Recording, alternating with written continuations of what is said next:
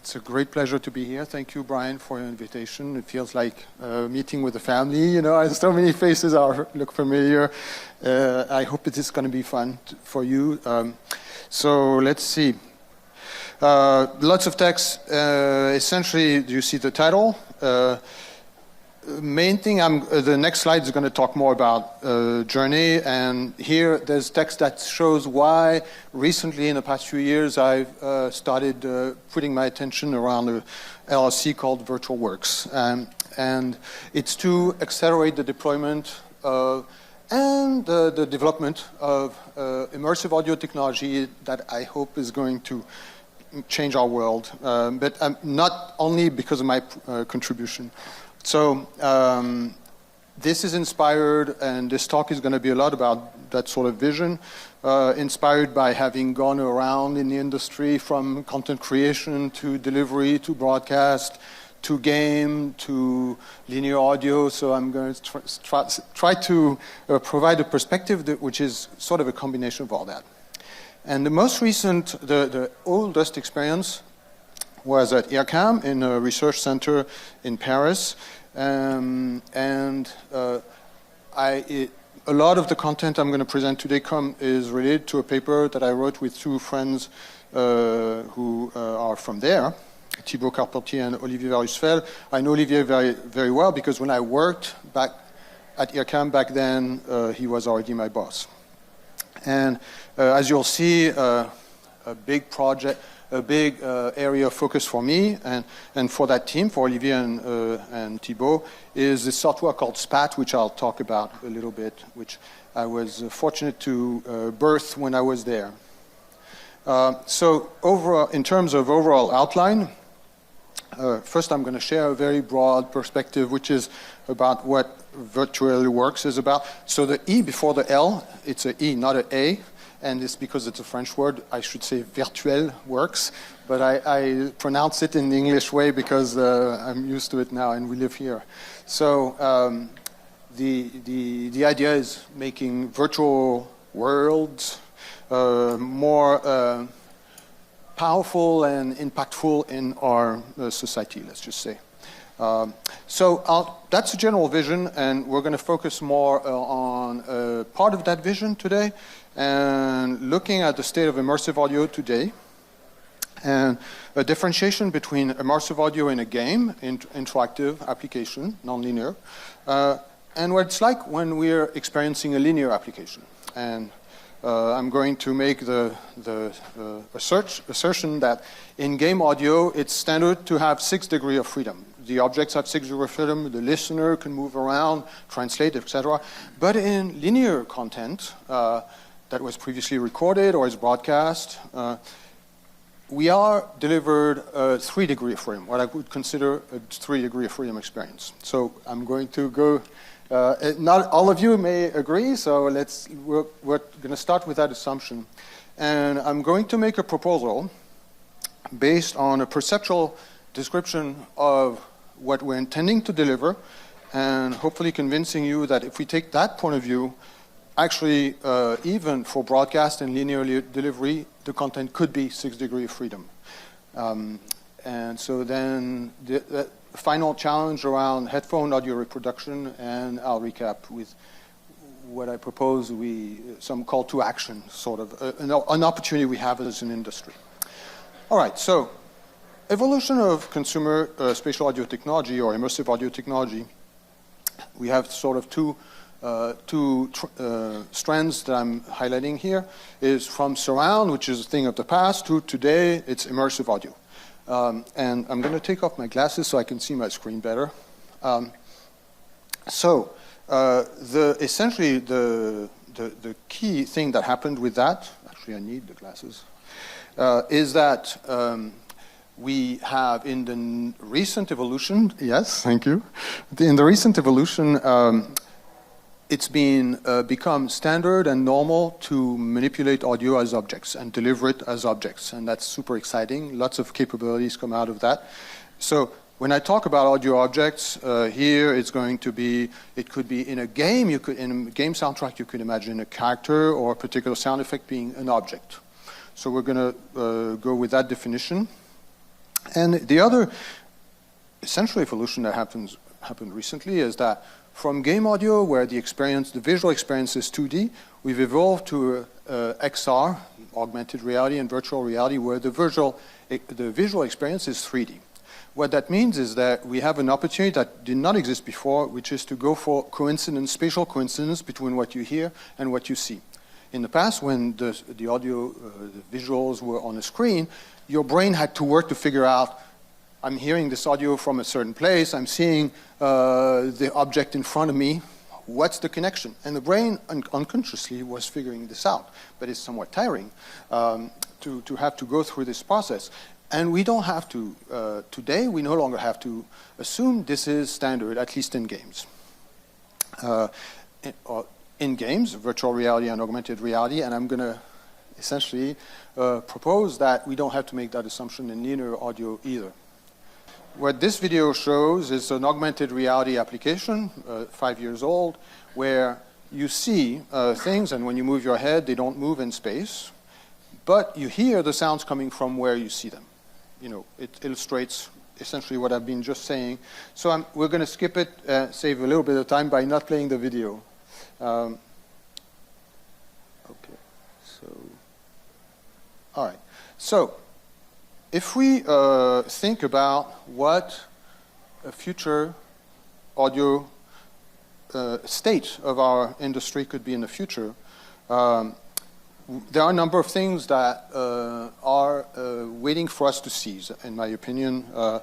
Some of them may take a few years, but the first one, if we imagine what audio material and delivery and experiences could be, the first thing that can be addressed is that they could be more interoperable. In other words, when you deliver a movie soundtrack or you create a game soundtrack or a music soundtrack, they could be delivered simultaneously and combined together. And today that's not the case. If you are going to introduce movie and a music, say in a game soundtrack, it has to be planned by the author of the game soundtrack. It cannot be decided later.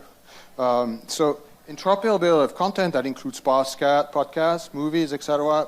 That's something that we could imagine improving.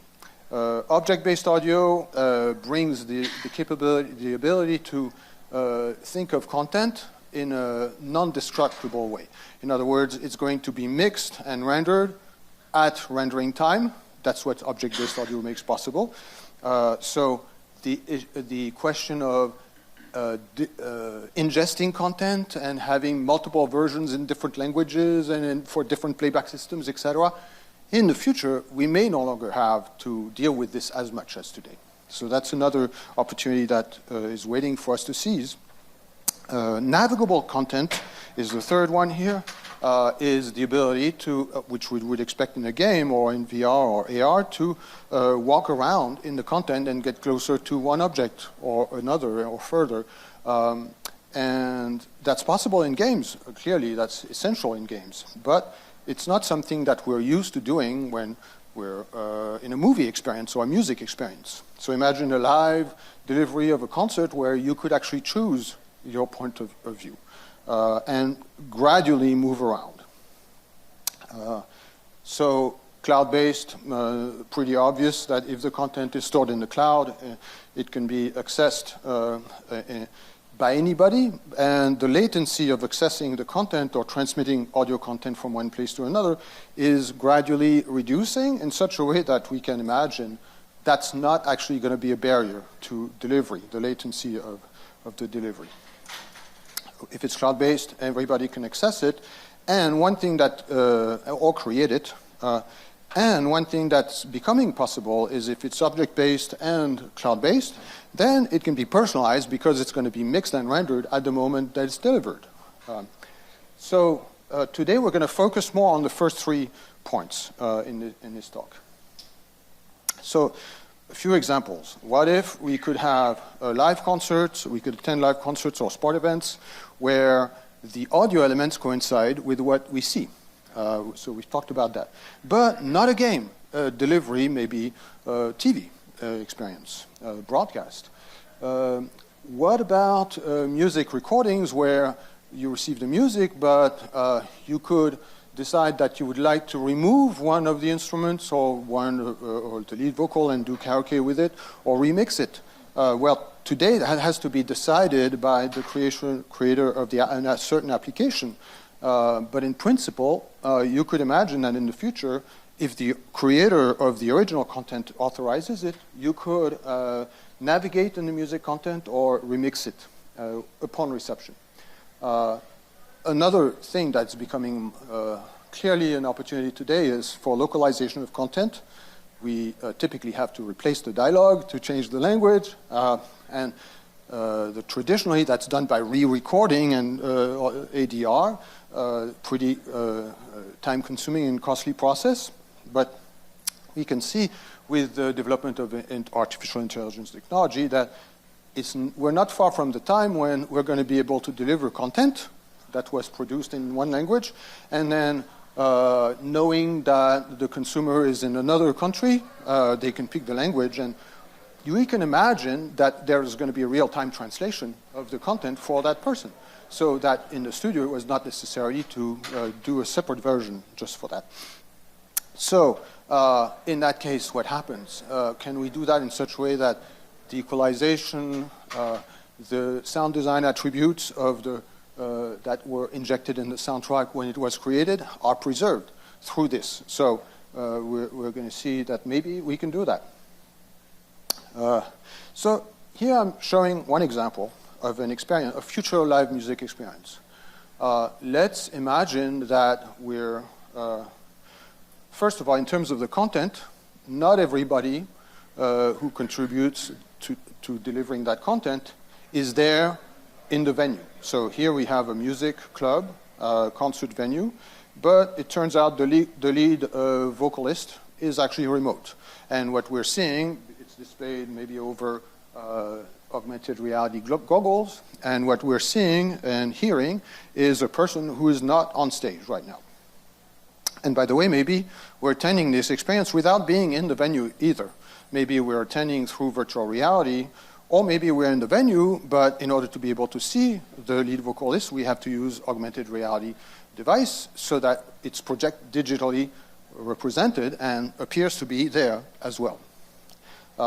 So a number of technical challenges to be able to do this are gradually being resolved. Devices of that kind are industrial design is becoming smaller and smaller, lighter and lighter. The power, the consumption is becoming more and more mastered better and better. And obviously, we know there are big announcements about upcoming devices from Apple, for instance, but other companies as well. So here I'm showing a picture which is an example of the kind of audio rendering engine that might be running on a device like that, or in a game, a playback system. So what's happening is that we're essentially mixing a number of sounds that are what I've been calling the objects. In a game, they're allowed to rotate, they are allowed to go further or closer because they may be the voice of a character, somebody who's attacking you, maybe. But for the experience to be convincing, now all these engines will have artificial reverberation incorporated in them in such a way that the engine or the application that's instructing the audio rendering engine to move the object in distance or turn it around the automatic mixing that happens this way in the renderer will create a convincing effect. But at this point, there's been a couple of decades working on this, and there are a number of mature solutions to render audio in games, either using ambisonics or not, etc. So this is just one possible way to do it. The main thing that I want to highlight is that we're handling reverberation. Maybe we're rendering multiple rooms at the same time because these objects may navigate between rooms. There's been plenty of work to make this, to get us to the point where we think we can design an experience like that, we can render it. It may be driven by a physical model of the acoustic environment, like architectural model, if we want. But if we don't want, if we want it to be driven by only aesthetic intention, we can do that too. And at this point, we can be pretty confident that it can be done. For interactive audio, now let's look at linear audio. Typically, in a linear audio system, if we think of the ways in which such content is archived and exchanged, ADM, audio definition model, is now a norm that is widely used. And it's a way to describe content in the form of a collection of objects, as we discussed. So for linear audio, okay, we have this. When we want to deliver to the consumer, we have a number of options. We can transcode it to Dolby Atmos to reduce the data rate, Dolby Atmos, or a number of other options that I'm citing a number of examples here. But what they have in common is that each object is going to be a dry object, because if it contained a reverb, the reverb would come from exactly where the object is, and that doesn't sound good. So the reverb has to be all around, and the way this is realized in creating such content is that the reverb is going to be fed into something we call the bed, which is also a collection of objects, but at fixed position. So the problem with that approach, I'm sure you know that well, especially people who know these formats and have developed them in the past, is that if I want to remove an object or change the language, if one of these objects is a commentator or a character that speaks a certain language and I don't want them, I want a version that's in another language, I'm going to replace the object, that's fine. The dry part is going to speak the new language, but the reverb is going to speak the old language because it was baked into the bed. So we have limitations in terms, that's an example of a limitation in terms of the flexibility we have to reach this intent, this vision I was describing earlier, where we would have to actually do a mix for each language, simply because of the way the formats are currently designed.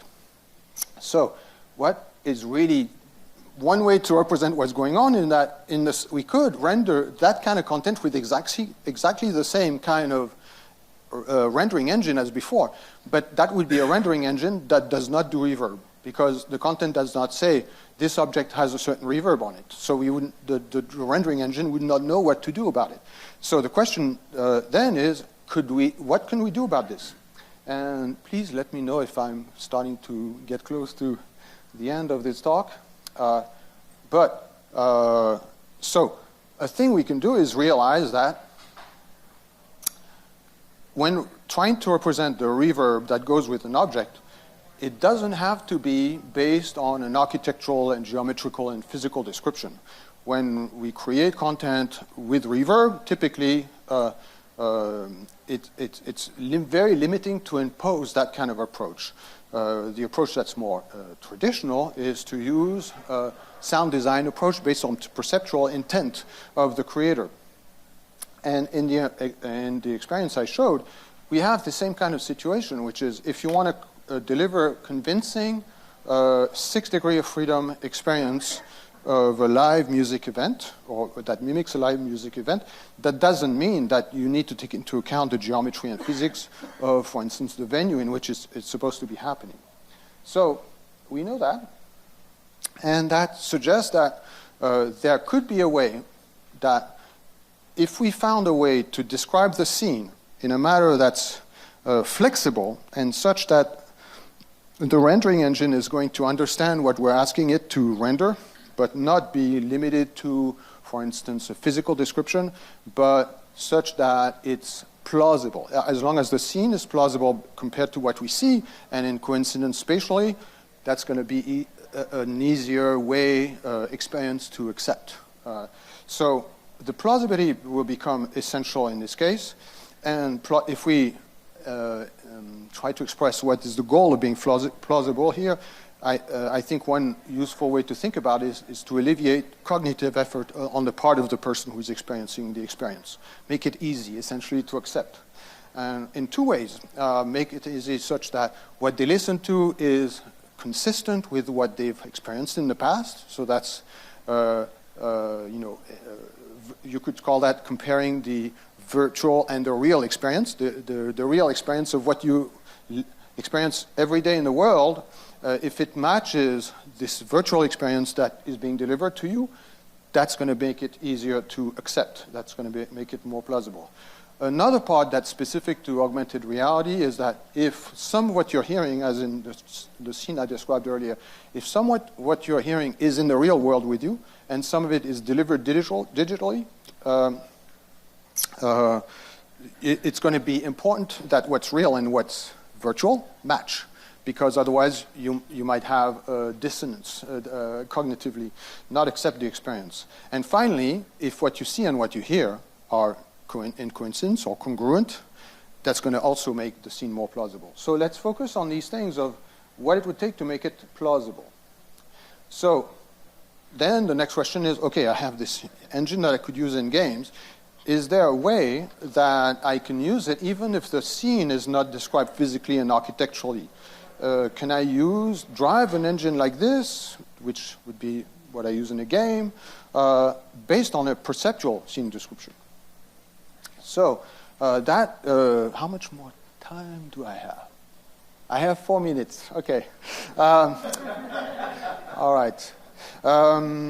So this inspires, if you ask that question, for me, it inspires me to think, SPAT, this software, was proposing a way to control immersive audio scenes with a language that was purely perceptual, detached from any physical or architectural description of the scene. So what you see here is a bunch of sliders, not unlike what you would imagine manipulating when you're adjusting a reverb effect. There were 9 sliders. You can also control the position of sounds in space in azimuth and elevation. It's actually 95, so it's been around a long time, and it's a pretty mature tool to create immersive audio scenes, and has been practiced a lot, not only at AirCam, but by a bunch of institutes and artists around the world. Okay, this is an example of the impulse response. What we see is that it's divided into 3 sections, 4 sections if we include the direct sound that's in red here.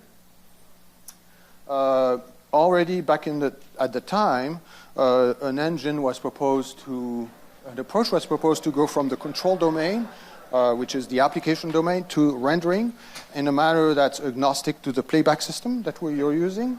So I'm not going to go into the details, but there's by the way, the paper that we wrote about this goes into excruciating detail about how this works. I'm going to assume that you're going to accept that it's working okay. The UI is such that you can actually have multiple rooms, multiple sources, and assign the sources to the different rooms. Each room will have a certain number of perceptual parameters, such as essentially its decay time, reverb time. But each source will have its own parameters in addition to that. So if you're trying to spatialize multiple sources in one room, you'll have only one interface like the D that's here, and each source will have its control parameters that you see from A to G up here, not D.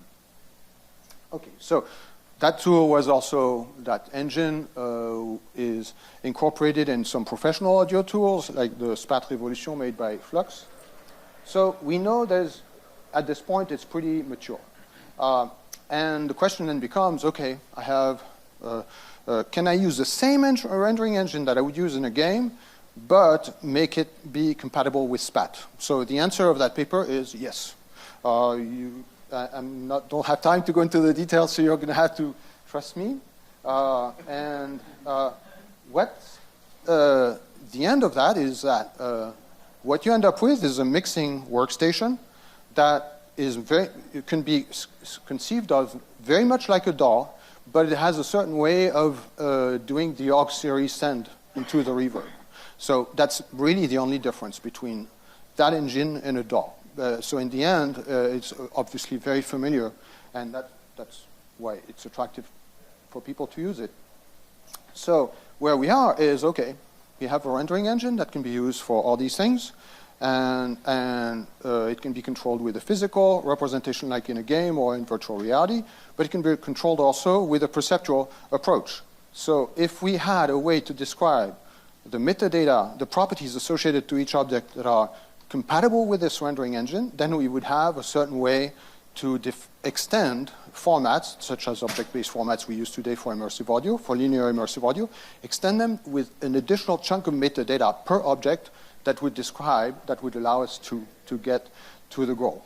So, that's essentially what I'm going to skip the next thing and finish with what I think is the opportunity for us is more interoperability, immersive audio content that's 6 degrees of freedom, and a bunch of things we can do. We can spec the metadata extension that I just talked about, and we can also realize and deploy examples of applications that try to take advantage of this.